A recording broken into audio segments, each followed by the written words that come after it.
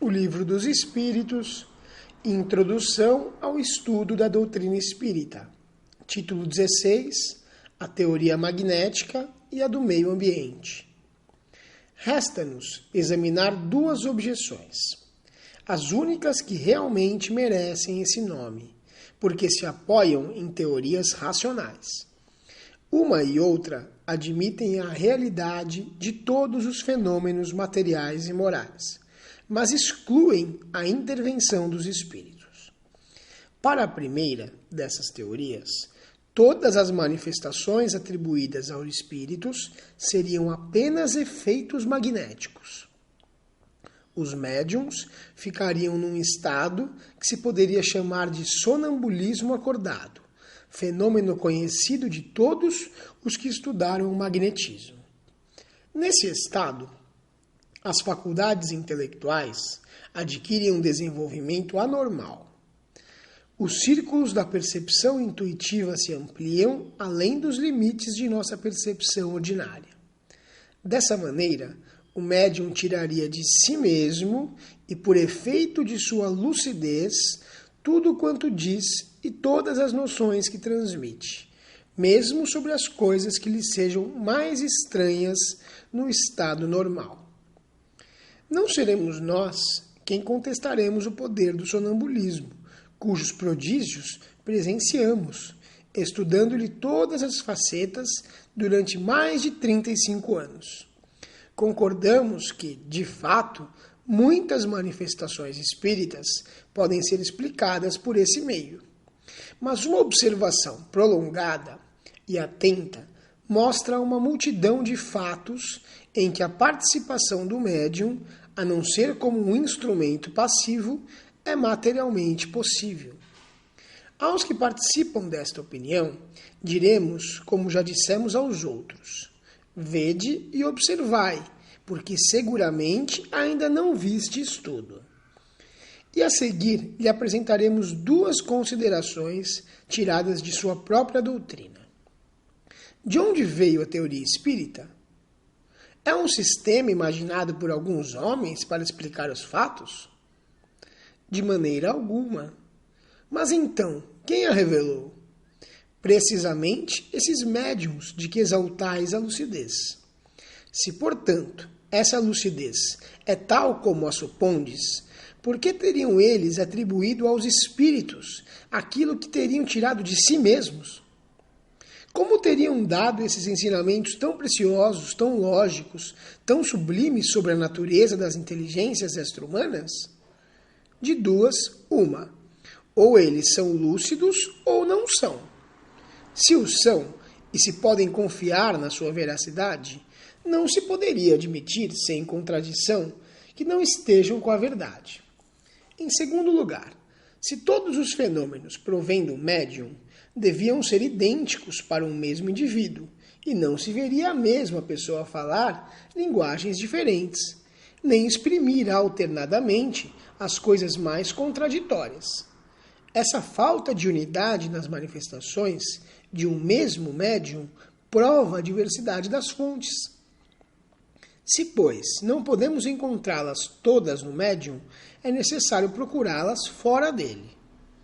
Segundo a outra teoria, o médium é ainda a fonte das manifestações, mas em vez de tirá-las de si mesmo, tira-as do meio ambiente. O médium seria uma espécie de espelho refletindo todas as ideias, todos os pensamentos e todos os conhecimentos das pessoas que o cercam. Nada diria que não fosse conhecido pelo menos de algumas delas. Não se poderia negar, e vai mesmo nisto, um princípio da doutrina, a influência exercida pelos assistentes sobre a natureza das manifestações.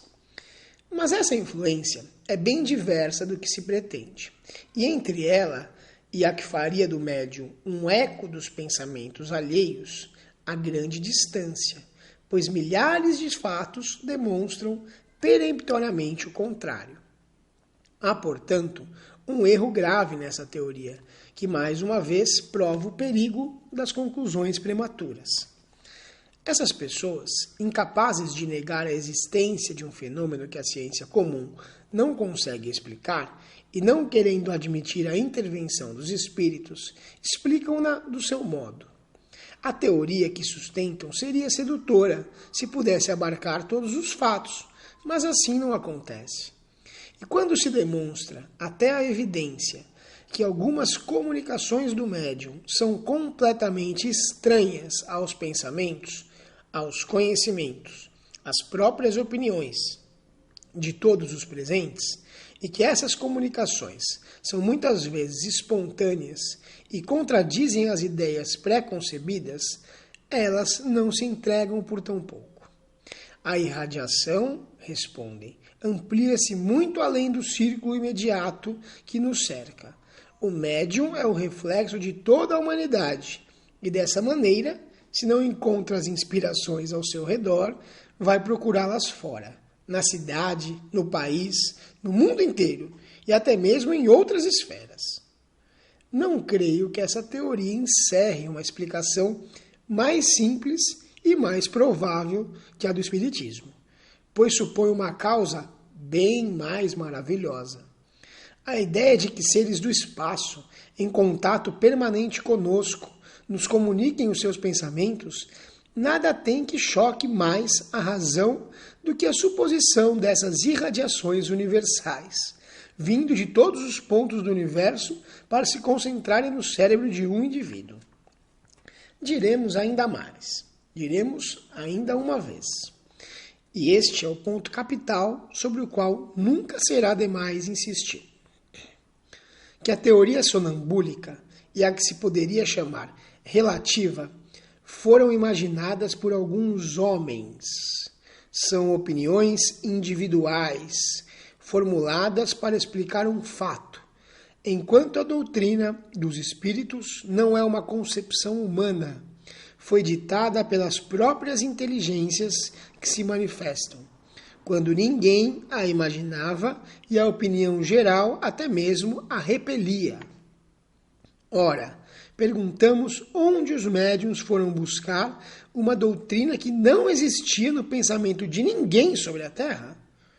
Perguntamos ainda por que estranha coincidência de milhares de médiuns espalhados por todas as partes do globo, sem nunca se terem visto, concordaram em dizer a mesma coisa? Se o primeiro médium que apareceu na França sofreu a influência de opiniões já aceitas na América, por que estranha razão foi ele buscar as suas ideias a 2.000 léguas além mar, no seio de um povo estranho por seus costumes e línguas, em vez de tomar o que estava ao seu redor? Mas há ainda uma circunstância em que não se pensou bastante. As primeiras manifestações, na França como na América, não se verificaram nem pela escrita nem pela palavra, mas através de pancadas correspondentes às letras do alfabeto, formando palavras e frases. Foi por esse meio que as inteligências manifestantes declararam ser espíritos. Se, portanto, pudéssemos supor a intervenção do pensamento do médium nas comunicações verbais ou escritas, o mesmo não se poderia fazer com relação às pancadas, cuja significação não poderia ser conhecida previamente. Poderíamos citar numerosos fatos que demonstram na inteligência manifestante uma individualidade evidente e uma absoluta independência da vontade.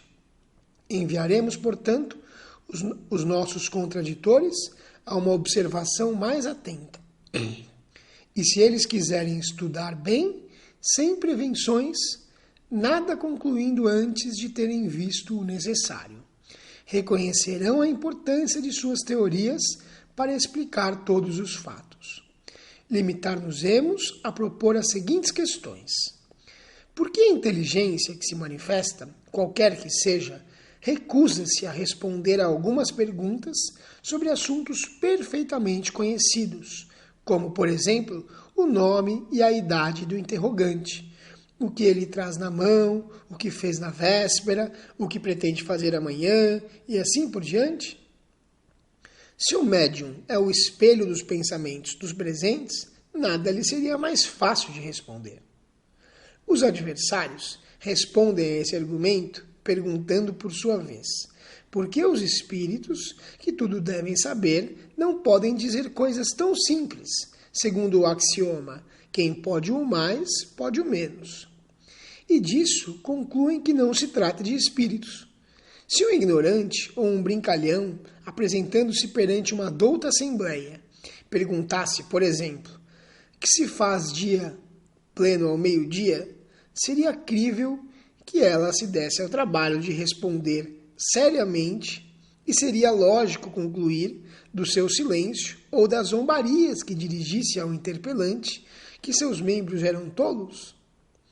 Ora, é precisamente por serem superiores que os espíritos não respondem a perguntas ociosas ou ridículas, não querem entrar na berlinda. É por isso que eles se calam ou dizem que só se ocupam de coisas mais sérias. Perguntaremos, afinal, por que os espíritos vêm e vão, muitas vezes num dado momento, e por que, passando esse momento, não há nem preces nem súplicas que os façam voltar? Se o médium não agisse senão pela impulsão mental dos assistentes, é claro que, nessa circunstância, o concurso de todas as vontades reunidas deveria estimular a sua clarividência. Se, entretanto, ele não cede aos desejos da Assembleia, apoiado pela sua própria vontade, é porque obedece a uma influência estranha, tanto a ele quanto aos demais, e essa influência demonstra, com isso, a sua independência e a sua individualidade.